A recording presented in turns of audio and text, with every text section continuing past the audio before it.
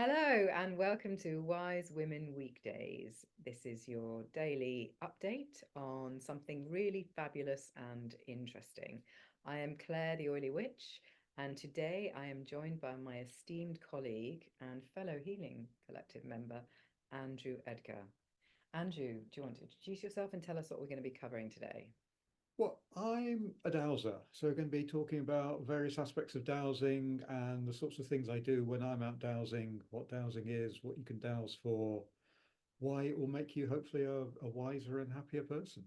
Oh, Andrew, and what's your background, Andrew? Um, my sort of grown-up life was actually teaching philosophy in a university for 30 years. I've since retired. I've been dowsing for a long time, even when I was in full-time work, but now I spend much more of my time involved in things like dowsing and more esoteric pursuits and art and so on. And we didn't have a memo on what to dress as this morning. Well, Spirit gave us a memo actually and told us to coordinate with sacred symbols for us to be able to do this illustrious Like talk. Celtic So, dragon up here. absolutely in my protective third eye. Yeah. So, let's start with the basics. So, what is dowsing? Dowsing is really a way of finding something which you can't otherwise observe. The classic one is water dowsing or water witching, as it's known in the US, um, where traditionally there would be that person in a village who would be able to take typically a hazel twig, a Y-shaped twig, and they would use that to find water. So if you wanted a well drilled on your land, you'd ask this person, they basically walk across your field, and at some point, the twig snaps down very violently, points to the ground, and that's where you dig. And I suppose that's what we all know about dowsing, but also in the Middle Ages, it was used for mining, finding iron, precious metals, to the point that I've seen paintings of the heads of mining guilds from 16th century, 15th century. And you'd assume if you're going to be painted as the head of this all important guild, you'd have the tools of your trade in your hand, like a pickaxe. No, this guy has got a dowsing rod. It was that important. I just think that is incredible because so people have a rough idea of dowsing in our world today, in our culture, but I don't think they appreciate how long the roots are and how they have been used by what would be regarded as a kind of more scientific pursuit. It's seen as a bit woo-woo. And there's been various people, haven't they, that have done interviews like Jeremy Clarkson and Mm. was it Clive Anderson Yeah, Clive Anderson's and done one. some other James people. May. Yeah, Yeah, proving yeah, dowsing yeah, works. yeah. Yeah. Um, but people still can't imagine how a stick can go from, down to up, like Mm. how the whole process works. And I guess it's that unseen element. What instead of sort of bringing dowsing down to its practicality, the British Society of Dowsers was actually formed by people from the army, the Royal Engineers. Wow. And until I think the 1970s or 1980s, there were official army issued dowsing rods given to the Royal Engineers and the British Army. Wow. Because they used them to find water, to find. The Americans used dowsing in Vietnam uh, primarily to find hidden tunnels, underground tunnels. Goodness. Um, What, because they had water in them, or well, because they just knew what they were looking for? they knew what they were looking for. That's the really weird thing about dowsing. Dowsing works through your intention. So the same dowsing rod you can use to find all sorts of different things. You just focus your mind on what you want to find. So if you can see it here, Yep, then you can bring it into fruition. that's it. Yeah. Yeah. So if you want to find water, focus on water. If you want to find your drain pipes or your electrical pipes or more subtle things like earth energy lines, that's what you focus on. And that transforms the whole thing. Yeah, because you can find earth energy lines, can't you? That's like one of your passions Yes, is, yes, yeah, yeah. mapping out earth energy lines. And we've done some work together. I actually went on Andrew's dowsing course, him and his wife Grace ran in January last year because I love learning and I was blown away by the content and just the breadth of all the things you guys taught me about dowsing and the ways in which you can use it. And I'm really connected with earth energy lines. I found all the ones in my house. I use them, I build upon them, and I'm using my pendulum like I've never used it before for my healing work, which is fantastic. Because dowsing is great, both a diagnostic tool, find out what's wrong with people, and also to find out the remedies, which I'm sure you use it for too. Absolutely. So I'm using it when, and it's so uncannily accurate. So I will, for instance, someone will tell me they need a remedy for the, I did this week, I did a throat cleansing spray. And they said, oh, can you make me a spray? And so I doused the remedies for this person, and they came up with a particular oil, which I was like, that's not an oil. I'm an aromatherapist that I would have associated with this particular like issue. So I looked it up because I've got good reference books, proper reference books, and it was like, yeah, you can use it for that. And I was like, never in a million years would I have known that that could be that. And I douse everything now. I douse teas for people, remedies, and then kind of like I think I douse quickly, like I work out what's needed, and then I sit back and really look at the results, and I'm always stunned. I never fail to be surprised at the accuracy. And even when people do, I say, oh, this is what your tea is telling me that you need, and they're like, oh, I hadn't even told anyone else that yet, that I had that problem. And I'm like, there we go. Fantastic. It really works. Go on. And it does open up a whole new world to you, doesn't it?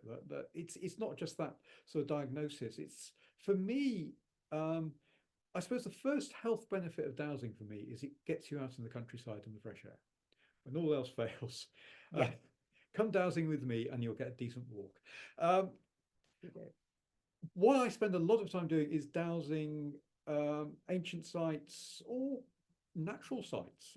I've been doing a lot recently with trees. I've got to give a talk. Ooh, tell us about trees. What have you found out? Well, I'm just give a talk in a couple of weeks' time to Woking dowsers on the consciousness of trees. So I've been off sort of dowsing trees. That's my passion. Right, yeah. And the way I've approached it, firstly, it's winter, so I don't directly engage with the tree. What I do is speak to the spirit of place, as I call it. So when you go onto the site, you ask permission from the spirit of the place to be able to douse. And typically it does give you permission, but you need to introduce yourself, you need to explain why you're there, you need to show genuine respect to the place you're in. And then my starting point is to ask to see the aura of the tree. Now, if you do this in summer, you'll be directly contacting the tree. And what will happen in summer is you'll start dowsing and the aura will be here, carry on dowsing a bit and the aura comes out because the tree is engaging out with you. It's in its yang. Basically the energy is outpouring. That's it. And it's flattered is probably the wrong word, but it's encouraged by that engagement you've had with it. This time of year when the trees are dormant, the auras tend to stay in their one place. What I've discovered is so they don't move. They don't move. No. And let's take them back. So you're dowsing this. Are you using a pendulum or are you using rods? Right. Out in the wild, I'll typically start off with rods. Right. So what we're talking about here is an L-shaped rod. The classic way of making one is taking a wire coat hanger and cutting it in half. Right. Too hard. Cheap dowsing trips are us. It's quite,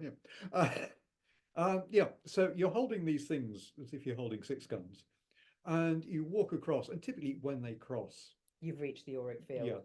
And you're saying in winter that auric field doesn't extend from the engagement, it stays static, however far you are from the tree. Because basically the tree is asleep. It's dormant, it's resting. And what about evergreens? Even they are resting, even in winter. Which is a very poignant sign from Mother Nature. That's what we should be doing. Yeah, quite. Wow. Yes. And so, tell me, sorry, I know you want to say something else, but I want to know, does the auric field change depending on the age of the tree, the size of the tree, and the type of tree? Yeah, it changes through all sorts of things. One of the odd things I've discovered is that certainly for younger trees, you won't get a straight aura which corresponds to the size of the trunk or to the canopy of the tree. Instead, the aura will tend to go around features in its landscape. Oh. So I've been dowsing trees in churchyards, and you'll find the aura will go round tombs or around tombstones. What, encapsulating them Yeah, sort of or embrace them. embracing them? Yeah, yeah. It's almost my image is almost as if you're asleep and you're sort of hugging the pillow. It's you know, so it is a sort of aware of the environment around it. Wow. And but in young trees, they don't have their confidence yet, so they will. Yeah, but So the older trees seem to be much more self-contained. So the young trees bring everything in, and then they practice discernment, and they kick everything out again and go, "This is just me." Autonomous and but what you'll also find inside the aura is there's all sorts of patterns of energy which are gently moving. And again, what you typically do here is take a single dowsing rod and you use it as a pointer, and it will just lead you round. You'll feel it flexing in your hand, and you just follow it around. And you get these sort of lovely patterns and swirls. And do you draw those? Yeah, I draw them, and they're a lovely thing to actually meditate on. So don't just draw them. If you then sort of enhance the drawing, carry on drawing, and just let the pencil become your dowsing rod almost, and it will fill out all the details. And I think you've got a beautiful idea for some paintings there, because you know, especially if you could douse the aura of someone's personal favorite tree, and then kind of, you know, imprint it in some ways that they could kind of, and also telling them again where the tree's auric field is, so that marking that out, so you know that as soon as you cross that, it's with kind of, you know, a permission to kind of come in and stuff. Because, you know, I'm always hugging trees and saying, do I have your permission to hug you? Yeah, of course. Yeah, and make contact, because they love to be hugged. But, you know, it's about respecting them before you embrace them. I don't always remember. But yeah, thinking about that auric field, so that's even more important, isn't it? Yeah, yeah. So, and it is I feel in some ways when you're actually within the aura at this time of year, you are sort of within the dreams of the tree. You know, those squiggles of the tree dreaming. Oh God, that symbiotic relationship. I mean, I just think there's so much we don't know about trees yet. We don't understand, and we're forever just hacking them down. Not we, some people are forever hacking them down. And they're not appreciating the role, because trees used to be at the center of worship, didn't they? They certainly did for the Druids and the Celts and stuff. So it's just, we need to readdress, one of those things we need to address, wouldn't you say, in this kind of rebirthing of the earth. Yes, very much. And it's also it's all trees. I came across a phrase, notable and ancient trees. I think it's from the charities, the Woodland Trust. But after a while, you realise that all trees are notable. Yes. Yeah, just as all humans are notable. Yeah, it's like all trees deserve kind of, you know, some attention. Scrubby little hazel in the corner. Yeah, it's still got its own character, and absolutely something it can teach you. That's the thing. So we've got trees, and so when going back to dowsing, you taught me there's kind of three questions you have to ask before you douse. Would you like to share those and why we ask those questions? Because quite interesting. Well, the first question is, can I douse?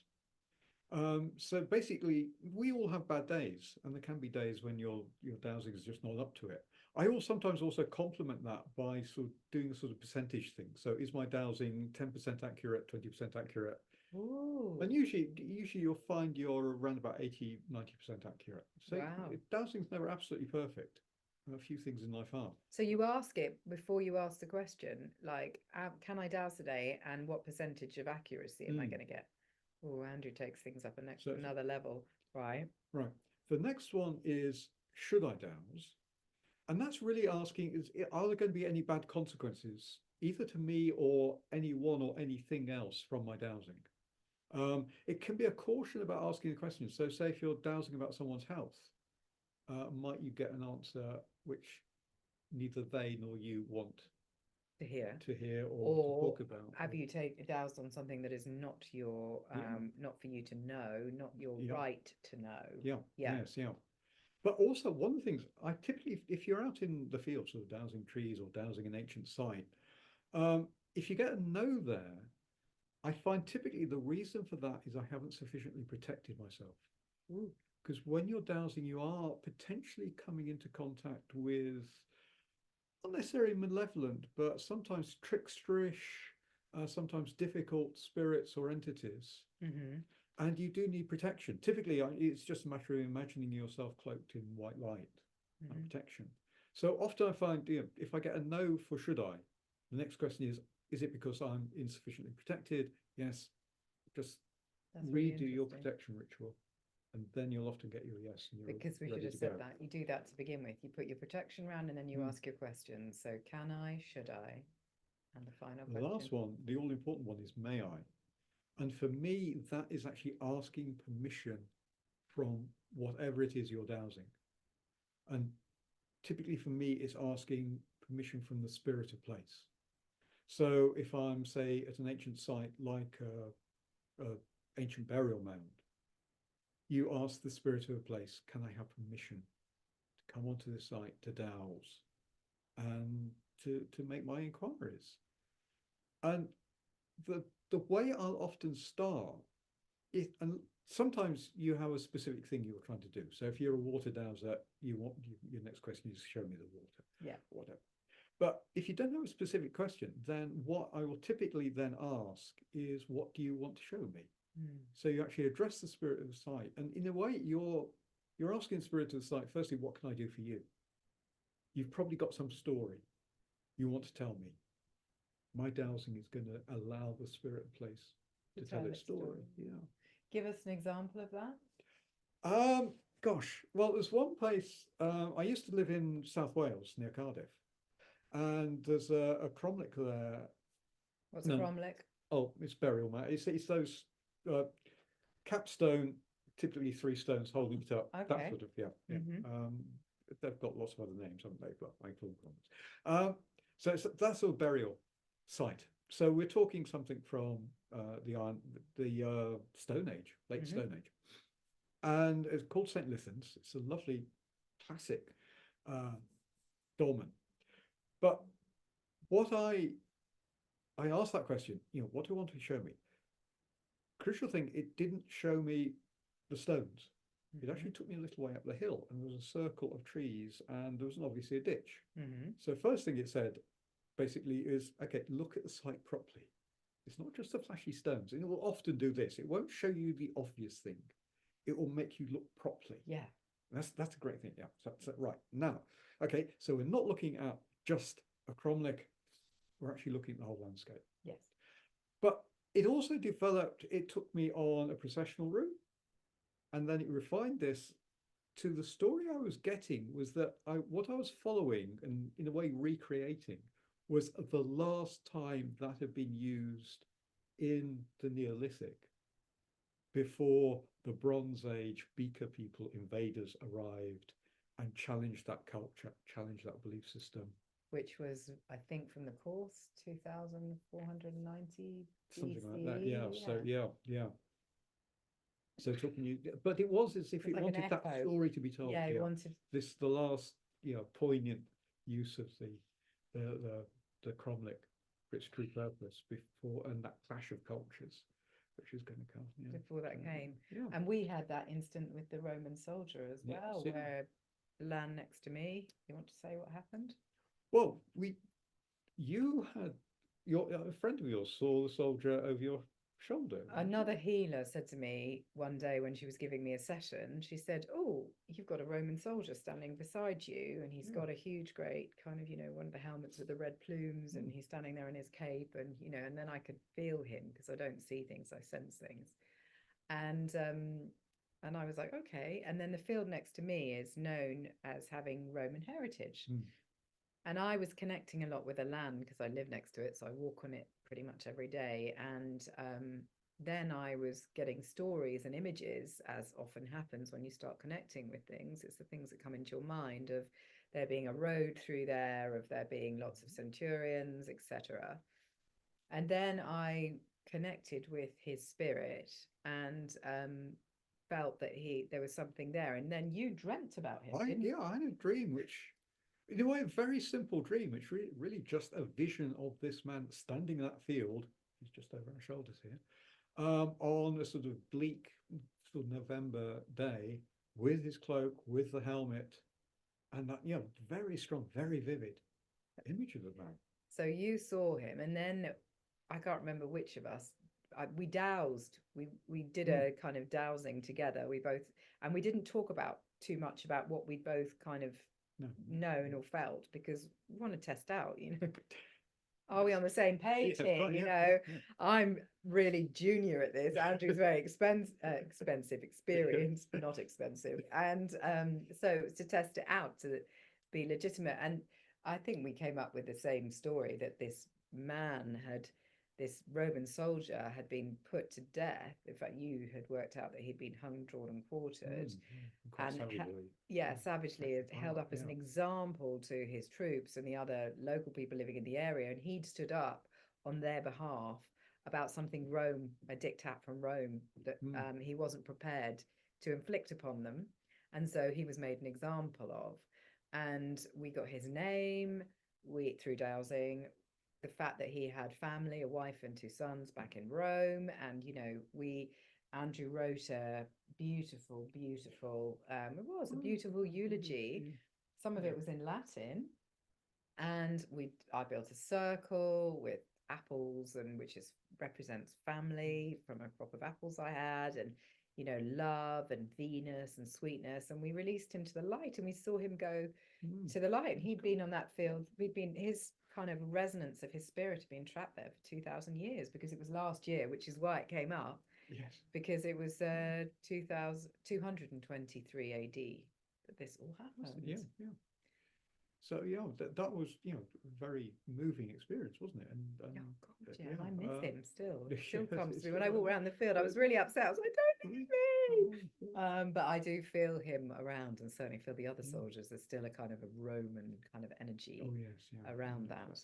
But it's also that invoking the Roman gods, especially Mithras. You did, yeah. And that sort of presence of the gods, sort of inviting him to carry on his journey in a way. That journey he was fearful of. Towards Apollo. Back to Apollo, and we saw him leave. So, dowsing has got so many wonderful aspects to it. So you can use it for finding things. You can use it for finding out information that is unseen. Finding lost things, I think, is a skill that I do not possess. Not everyone does. No. One of the things about dowsing is we say everyone can dowse, but it's a bit like sort of everyone can sing or everyone can draw. It's like what level you do it at, and what's your ability. And mine is not finding it. So some people, and it's also, even if you do dowse, you don't necessarily dowse for everything. So I find finding lost objects quite difficult. Do it. It can tell me it's not lost, and I will find it again, but it tells me where it is, and I go to there and I use all the maps and stuff, and I still can't recover it. So I have to have spirit with that one. But dowsing's like lots of things. The more you practice, and the more you convince yourself you can do it. Well, that's crucial. And you get self-confidence, and it's validation as well. And absolutely, it is self-confidence, and that's exactly what it is. Because I use it all the time now with my work and energy clearing and things like that. And as I've already talked about, it's surprisingly accurate, shockingly accurate, and wonderful. But I also know that that's part of me. Kind of, that's the thing. It's like the unseen. It's like the higher part of myself that has wisdom that I can't necessarily recall in my conscious mind. That's already been programmed into my subconscious, or is in the Akashic records. I would say I'm just drawing it. I'm literally just a conduit, and dowsing is a ritual to access, a believable ritual to access that information, is what I feel it to be. I think that's a very good way of putting it. Because one sort of almost paradoxes of dowsing is you ask your dowsing question, so what you're looking for, very consciously, very carefully, very precisely, but then in a way what you've got to do is sort of forget that question, and that conscious articulate mind has got to be switched off, and you just allow the intuitive subconscious part of yourself to take over completely. And that's what does the work, the surrender, and not questioning it, and not asking the same question 5 minutes later, or indeed an hour later, like just trusting that the right answer came to you for the right reasons. And even if it appears that later down the road that it wasn't, look, we got the right answer, then basically, I don't know why we got a thumbs down. Spirit's never given me a thumbs down before. But even kind of later on down the road, so it is always the right answer. It appears that it was the wrong answer. It still is the right answer, because it was still meant to happen that way. it's like everything. It's like having when you have your fortune told. It's It's, there for that moment in time. That is your fortune, your future. That can change literally an hour later. It yeah, it's and it can be a way of. I think sometimes you get what are superficially the wrong answers because you almost have to get over that answer. yeah. It's like sort of metaphor of climbing a ladder, which you then kick away. Yeah. Yeah, once you're at that level, you can forget that last answer and get on. But you had to go through that process.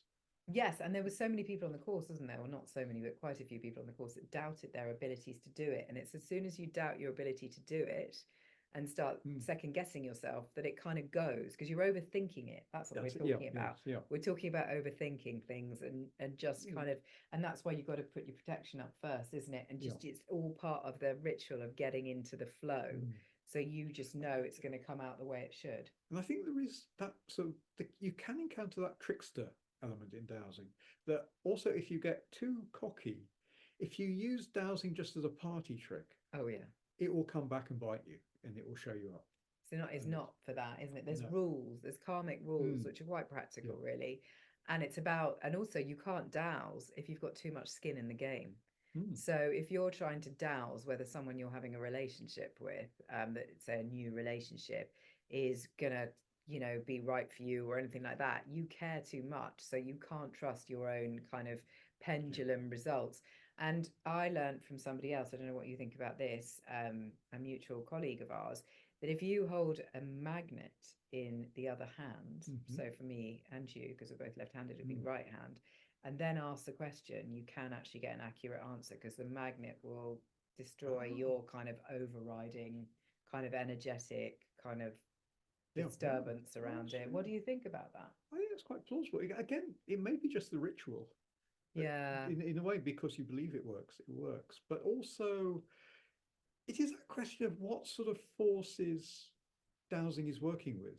The kind of the more materialistic dowsers um, tend to see dowsing in terms of working with electromagnetism and stuff like this, which I'm always slightly suspect about. I think it's much more just dealing with the consciousness of the universe. Yeah. It's communicating with you. It's not something to measure like.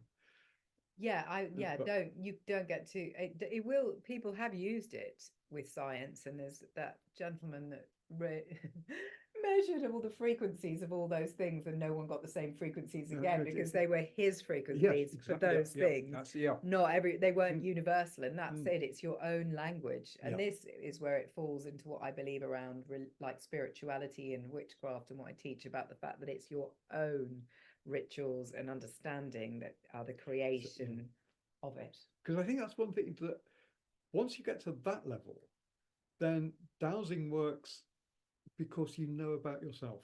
Yes, You've got to recognize the perspective you're bringing to the question. yes, And it is, one of the simple things is some dowsers, if they're out for earth energies, always find dead straight lines. Because they're the sort of people who like the world to be regular and organized and measurable. Whereas mm. I've been probably Yours more around, romantic. Yes, round, swirls and round in spirals and yes. circles and stuff like that. Yeah, So, which, tells us a yeah, lot about ourselves.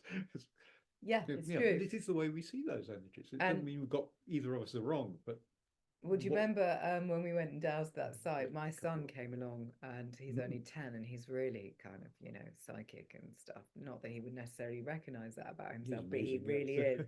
And he was just whizzing round, Mm, fine, because he didn't have any of the adult yeah, kind of personal limitations on yeah. himself. So he was just running around going, there it is, that line connects to that. And he was as wiggly as you were. He was like, there's one over there, there's one over there. And it's just like all these kind of wiggly lines It's charging everywhere. around, yeah. Yeah, but it was incredible how quickly he was getting it because he Yeah. didn't have that kind of self-doubt and am I Mm, doing it the right way or anything like that. He was like, no, I can pick up the frequency here, pick it up here. And it was mm, crossing over for him and things like yeah. that. So hope he doesn't grow out of that because I just Yeah, that's the thing, yeah. But, it's such a useful skill. And I mean, yeah. the people employ you to douse for water and things like that. Yes, yeah, and especially Grace, my wife, and she does a lot. Oh, we'll So be just interviewing yeah, Grace. Yeah. For so, you, do you get like yes, taken yeah, on to douse water, electricity, found yes, I underground have that. pipe Yes, work yeah, and yeah, stuff like yeah, that? So you can hire yeah. Andrew, if you like his energy, for those kind of things. And what other ways can people connect with you?